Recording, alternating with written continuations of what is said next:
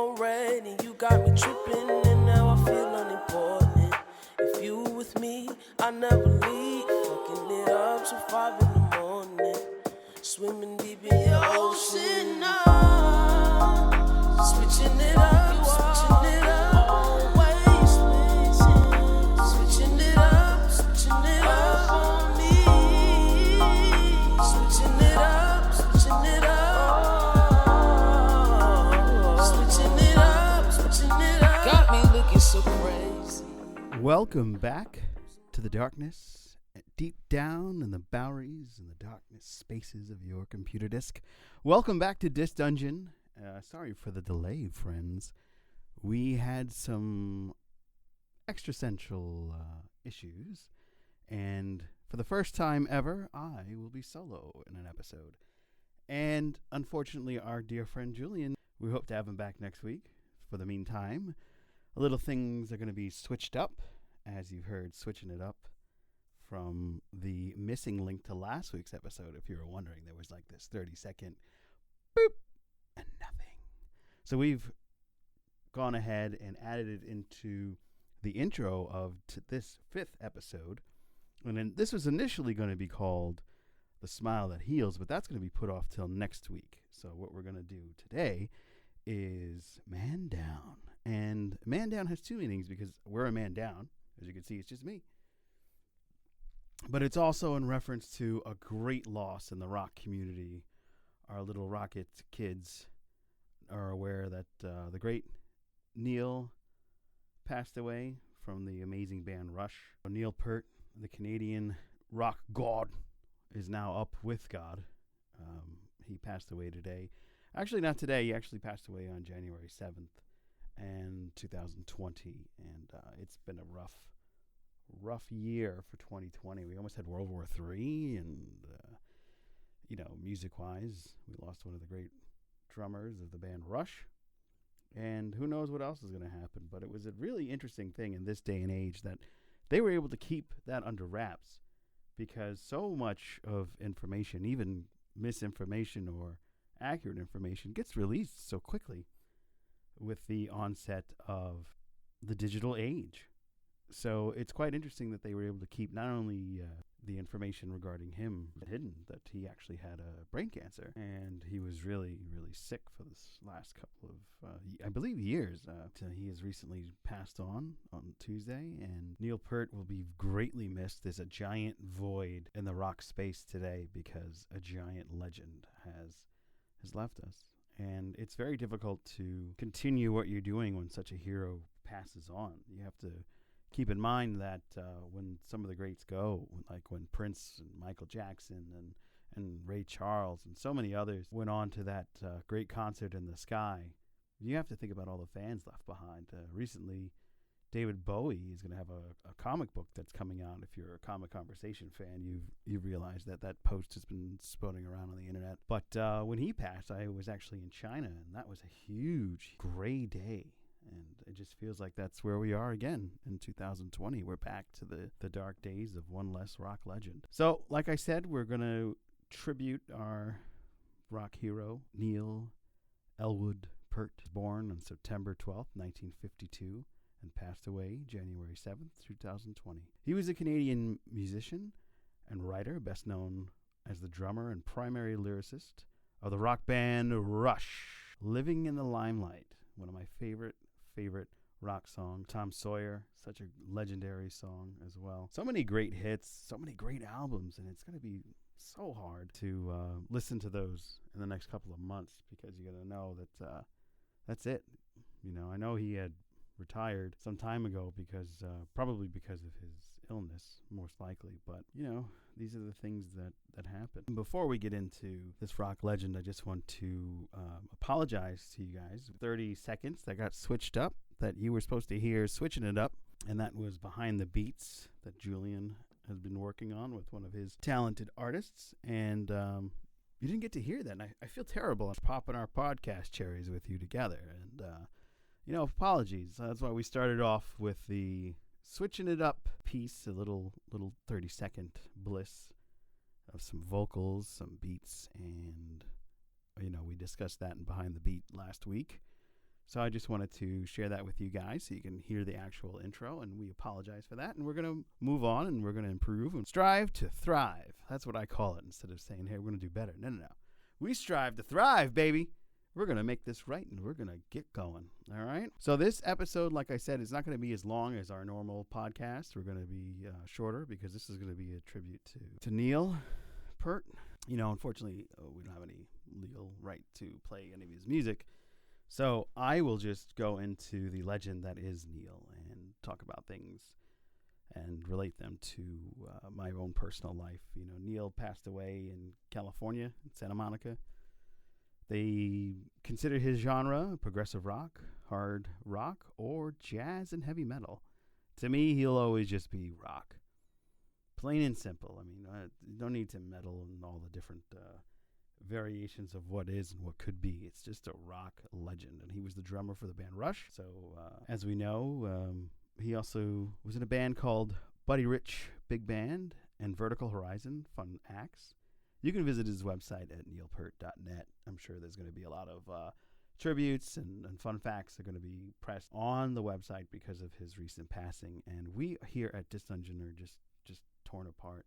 Julian and I were talking about some of the great things that he did and our fond memories of listening to Rush. Rush was a band that, even though I'm wearing a Who shirt, for those of you on the Facebook Live, the one of you, or YouTube, Rush is a band that my aunt introduced me to. You know, big shout out to my Aunt Yvette. In 1980, so a little vague on the time, but I remember getting a tape, and that song was on there, and I never stopped listening to that song. To this day, I'll still get that and throw it in the old disc player on my non-disc dungeon. And, you know, just one of those groups that if you listen to their music, it just reminds you of happier times. It's one that'll just definitely make you smile because their lyrics are very deep, but their harmonies and their rocking on was so good. It's just some of the best music that you heard. I highly encourage you to listen to some of their music, and I definitely think that you are going to get some songs and tracks that I'm going to recommend, and they will be listed post-episode on our YouTube page. When you listen to Dis Dungeon episode 5, and you're like, oh yeah, I really want to go back and see what he was talking about, I'm going to link some of their great music on the about information. So make sure you come back to our YouTube live page.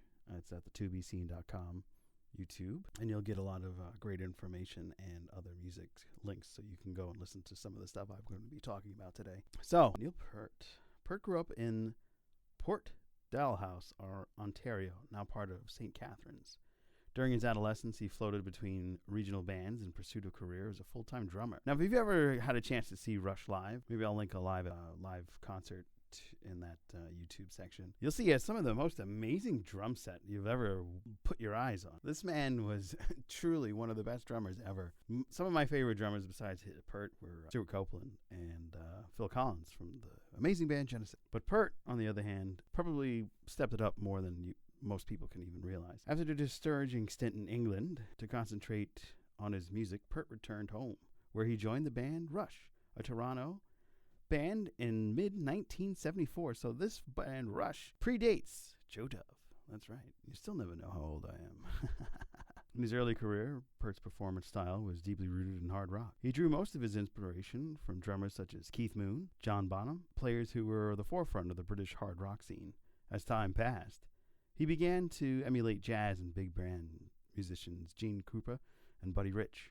In 1994, he became friends with the jazz instructor Freddie Gruber. It was during that time that Peart decided to revamp his playing style by incorporating jazz and swing components. In addition to serving as Rush's primary lyricist, Peart also established several memoirs about his travels. His lyrics for Rush addressed several universal themes and diverse subjects, including science fiction, fantasy, and philosophy. As a secular humanitarian and libertarian themes were also included in his work. Peart also wrote 7 nonfiction books focused on his travels and personal story. That's probably going to be pretty badass, because, I mean, Rush is one of those bands that traveled all over the world. They were in Brazil and London, of course, Africa. So I'm really curious to some of those. I mean, I haven't picked up his books, but if you've read any of his works, please visit our YouTube page. Give us a comment. Let us know your feelings and love for Rush hero Neil Peart, who recently passed away at the age of 67. Peart's drumming skill techniques are well regarded by fans and fellow musicians and music journalists. His influence were eclectic range from Pete Thomas, Michael Giles, Ginger Baker, Phil Collins, Steve Gadd, Stuart Copeland, and Keith Moon. The Who was the first group that inspired him to write songs and playing butt end out, reversing the stick orientation for the greater impact and increased rim shot capacity. Those drummer friends of mine that are musicians deep down in the disc dungeons of their own lives, if you are familiar with these types of drumming skills, please come by. Hit us up in the YouTube live page. So one of the famous quotes, when I was starting out, Peart said, if I broke the tips off my sticks, I couldn't afford to buy new ones. So I would just turn them around on the other end.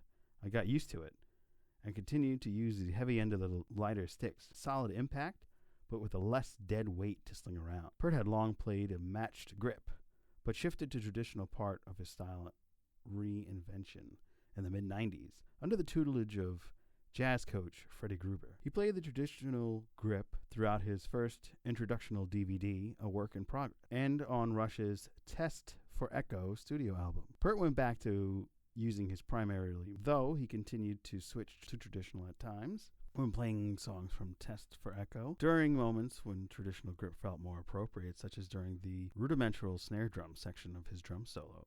He discussed the details of these switches to the DVD Anatomy of a Drum Solo. Now, again, Rush had some Neil Peart's 360-degree drum kit is something that, if you're a rock fan, it's going to be something that you're going to freak out over, because if you've never had the chance to see the Rush drum set, it's a 360-degree drum kit, and he's spinning around in there. It's amazing. It's a sight to see. I'm definitely going to link you guys to some of the most amazing stuff in rock history, okay? In the early 2000s, Peart taking full advantage of the advances in the electronic drum technology, primarily in the Roland V drums, and continued the use of samples with his existing set of his acoustic percussion. His digitally sampled library, both traditional and exotic sounds, had expanded over the years with his music. In 2008, Peart took a delivery of his third DW set, configured similarly to the R30 set in a tobacco sunburst finish over a curly maple exterior poly with chrome hardware. He refers to the set, which he uses primarily in Los Angeles, as the West Coast Kit. Besides using it on recent recordings in Vertical Horizon, he played it when composing parts of the Rush album Snakes and Arrows. It features a custom 23-inch bass drum. All other sizes remain the same as the R30 kit. So this guy even changed drumming altogether, because he's got his own custom setup so he can play specifically for all of Vertical Horizon and Rush parts. So solos. Peart was noted for his distinctive in-concert drum solos, characterized by exotic percussion instruments and long, intricate passages and odd time structures. His complex arrangements sometimes resulted in complete separation of upper and lower limb pattern. This was then dubbed the waltz, as a typical example. His solos featured on every live album released by the band. On the early live albums, All the World is a Stage and Exit Stage Left, the drum solo was included as part of the song. All subsequent live albums, Time Machine 2011 in Cleveland, the drum solo had been included as a separate track. That's a fun thing when you get like hidden tracks or separate tracks that you go to a concert and you remember that being part of the show. It adds like another piece, and it makes it more fun because you're knowing, oh wait, I remember that, but it was different. It makes it more fun when you go back. Peart's instructional DVD, Anatomy of a Drum Solo, is an in-depth examination of how he constructs a solo that is musical rather than indulgent, using his solo from the 2004 R30 30th Anniversary Tour as an example. Peart was the main lyricist for Rush. Literature heavily influenced his writings. In his early days with Rush, lyric output was influenced by fantasy, science fiction, mythology, and philosophy. In the 1980 album Permanent Waves, saw Peart cease the use of fantasy and mythological themes. In 1981, Moving Pictures showed that Peart was still interested in heroic and mythological figures, but now placed firmly in a modern, realistic content. The song Limelight, one of my favorite songs by Rush, from the same album, is an autobiographical account of Peart's reservations regarding his own popularity and the pressures with fame. Can you imagine for a second, your whole life you've been ready to become a music hero. You've been a drummer. You've been ready to throw down in some of the grandest stages of them all, selling out stadiums and other concert halls, and then you can't leave because people are following you around. And that's not part of what you wanted. You wanted the simple life, but with the rock fame, just kind of thwarting your perfect desires. It's an interesting balance to want to be a rock star and then yet have to deal with the flip side of it, the fame. If you're a very personal person, it's kind of hard to wander into this limelight, if you will, because everybody knows what you look like. Everybody knows more or less where you live. And you get a lot of unfriendly fellows just showing up. So I can totally understand his need for inclusion. So from Permanent Waves onward, most of Peart's lyrics became a revolution around social, emotional, and humanitarian issues, usually from his objective standpoint, employing the use of metaphors and representation. In 1984's Grace Under Pressure strung together such despondent topics as the Holocaust, Red Sector A, and the death of a close friend's an after image. Starting in 1987, Hold Your Fire, including 1989's Presto, 1991's Roll the Bones, and 1993's Counterparts, Peart would continue to explore diverse lyrical motifs, even addressing the topic of love and relationships in Open Secrets, Ghost of a Chance, Speed of Love, Cold Fire, Alien Shore, a subject which he purposely avoided in the past in fear of using cliches. In 2002's Vapor Trails was heavily devoted to Peart's personal issues along with other humanitarian topics like the 9/11 terrorist attacks. The album Snakes and Arrows dealt primarily with a veracity of Peart's opinions regarding faith and religion. The song 2112 focuses on the struggle of an individual against the collective forces of a totalitarian state. This became the band's breakthrough release, but it was also brought unexpected criticism, mainly because the credit of inspiration Peart gave to Ayn Rand in the liner notes. Now, those of you that are not familiar with whom Ayn Rand is, she's kind of like the real Republican Jesus.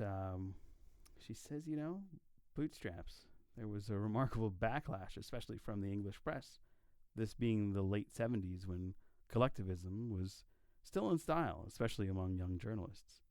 They were calling us junior fascists and Hitler lovers. It was a total shock to me, said Peart. Regarding his seeming ideological fealty to Rand's philosophy of objectivism, Peart said, "For a start, the extent of my influence in the writings of Ayn Rand should not be overstated. I am no one's disciple." The lyrics of Faithless exhibit a life stance which had been closely identified with secular humanism.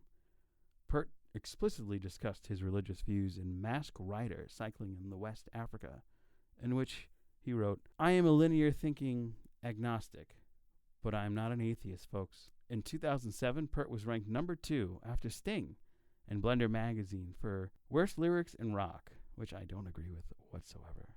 I think that's a terrible, terrible thing to say. In contrast, the alum's music is one of rock's most accomplished lyricists. And that, my friends, is the truth. All right. So what a way to start a year with losing a legend like that. It's been pretty rough most of the time. Hearing some of my friends text me the day and let me know about Neil's passing because they know I like the band Rush a lot. But, such is life, man. Better to burn out than to fade away, as someone once said. So that wraps up my little bit of a tribute to Neil Peart. Like I said, all those songs that I mentioned and some of the live videos of Rush will be shared on the YouTube video that this is currently live streaming. For those that are listening to us on iTunes, Google Play, iHeartRadio, Stitcher, and one of the other many amazing Launchpad series of podcast, why don't you head on over to our YouTube page at tobeseen.com, and you can click on the About the video and listen to all the amazing works of Rush. Now, like I said, this episode is called Man Down. That's because we lost a great legend today, Neil Peart. And we lost Julian. He's not here. It's just me by myself. So I'm going to keep moving on, and I'm going to talk about behind the beats on my own fun solo beat working. I don't know if you remember, but in our third episode, we talked about me traveling out to Long Island because there was a Yule Fest. And in this Yule Fest, there were going to be some wonderful singers, and there were. And I enjoyed every last one of them. And this was a trip that I had no idea would take as long as it did. I drove 2.5 hours way out in Long Island to the talk, to the end of it, almost to Montauk. But I enjoyed one of the most gratifying introductions to several musicians in the East Coast and Long Island area. I'm going to be posting some videos of these wondrous musical acts on the Facebook page and the YouTube page of this dungeon. And I want and hope that you guys come and listen to these wondrous stories of musicians playing their hearts out in the Yule Fest 2019. So last year was an amazing year for me. The good stuff I'm going to focus on because, the last couple of episodes we've been talking about like divorce and, struggles coming together, starting your own life and all the things that have kind of been a little brutish. And I'm going to stop the brooding. This isn't a Zack Snyder film. This is Joe Dove, This Dungeon. So I'm going to get into the fun stuff. And that's the great Yule Fest that I went to. So tobeseen.com, we are all about music. And when I say that, it's because I mean it. This started out in 2011 with a buddy of mine, a camera, and some ideas. And now it's grown into all this, podcasts and videos and music genres, interviews and so much more. And I'm super excited to bring you on this journey here on the interweb. So, Yule Fest 2019. So this was a project that came together from another podcast, Spellcast. I'd highly recommend you listen to that if you enjoy all things occult. Yule Fest brought vendors together that are into different artwork, from druid robes, Christmas decorations, singers, witchcraft, and some occult. They had the great Stefano Andreotti, who I'm sure you've heard us talking about Stefano. He got me out there because he had a couple of people that were going to be performing that he's worked with, and he wanted me to take a look at some of these guys. So I did just that. Deanna Labasco was one of them. She's a soprano, fantastic person. Stefano himself actually got on stage. This was at the Mill Roadhouse in Long Island. That's way out there. And I met this amazing Nicole Olivia. She's a soprano, and she sang Silent Night, and there was a music pirate. I thought it was a heck of a night. There was a blues singer, and if I'm saying your name wrong, I apologize, but I'm going to try to get these guys on the podcast. I think it would be great if you guys could hear some of their not only amazing lyrics, but their music styles. Highlights of that trip were obviously the music and some of the artwork, but if you've ever been to Long Island, you know about all the fun stories like Amityville Horror, a lot of ships that went down, but it was also the epicenter of the Gilded Age. This is where all of the glorious mansions of the founders of America lived. Once they made their fortunes in steel and other early development like railroads, oil, and all other types of barrens. They decided to settle out there because you had a beautiful ocean view on both sides, though one is actually a sound, the Long Island Sound, but the other side is the great Atlantic Ocean. And many a tales have been told about some of the wondrous things there, but this tale is my behind the beats share. So I met several artists, all of whom of which have agreed to at some point come on this show, so we'll be interviewing some of them, as I said earlier. There was a soprano, a pirate, Stefano himself, a mermaid, is also a soprano, and a blues singer. And each one of them was fantastic. I can't wait to share some of their music and link you guys to what they have to offer and what you're going to enjoy listening to in the future. I have big hopes for these folks because they really put on a show in a short amount of time. So, like I said, I'm going to edit this video of these guys. I'm going to do a quick one. I'm going to make it happen, and then go from there. And I hope you come back to the YouTube page and check that out. So, like I said, Julian is not with us today. We are talking about Man Down. That's because our rock hero, Neil Peart, has passed on from the band Rush. But I wanted to talk about one of the more fun in life because we can't focus on all the macabre because a person's passing and things not coming into play is not a fun way to start life in the new year. So I'm just going to focus on some of the things that have been going on in the positive. My godfather's doing better, and he should be returning home. My family's doing well. Everything's good, but musically, there have been some awesome albums that have been coming out, including Silver Sun Pickups and Fantagram. So I'm just going to go and jump right into that, and then I'll wrap it up for this week, and we'll be back next week, hopefully with Julian. We're going to find out what happened with you, man. If you know Fantagram, then you know that they're a recent American music duo from Greenwich, New York. Formed in 2007, consisting of multi-instrumentalist and vocalists Sarah Barthel and Josh Carter. That band just released a new album, and one of the songs is Mr. Impossible. Now, it's not brand new, but it came out recently, and I've been listening to it. It's pretty fun. It's like a James Bond theme. It kind of triggers certain emotions as you listen to it. Unfortunately, like I said, copyright reasons, we can't really play music that's, not ours or things that we've worked on. But I am going to link the new Fantagram album into the YouTube page, so make sure you come back and visit that. So Fantagram, if you haven't heard, they're kind of labeled as electronic dream or electronica trip hop. They're kind of in the same vein of Massive Attack and those folks. They were often associated with Big Rams, Big Boy, The Grand Habit, and The Flaming Lips, which I found to be pretty interesting because I wouldn't put Fantagram and The Flaming Lips in the same breath, but, to each their own. So these guys have been best friends since preschool. In the summer of 2007, after Barthel returned home from being dissatisfied pursuing a visual arts degree in Champlain College of Vermont, they got together in a brief stint with Grand Habit and performed experimental. They played some live shows and decided to focus the bulk of their energies on making records, and the duo was originally called Charlie Everywhere.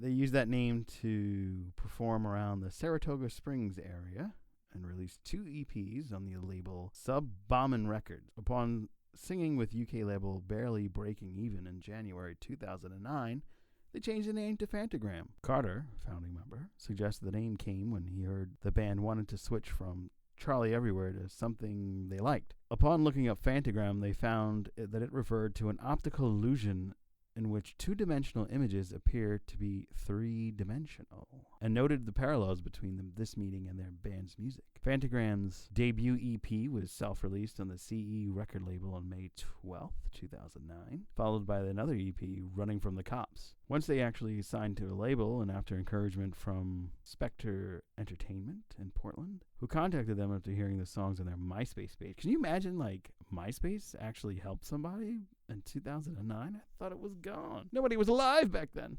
We were writing the record and were finishing it and then released it for a demo upstate. Then our plan was to move down to New York City and do the whole networking and meeting people kind of stuff. And we kind of skipped that whole thing and just because of the internet.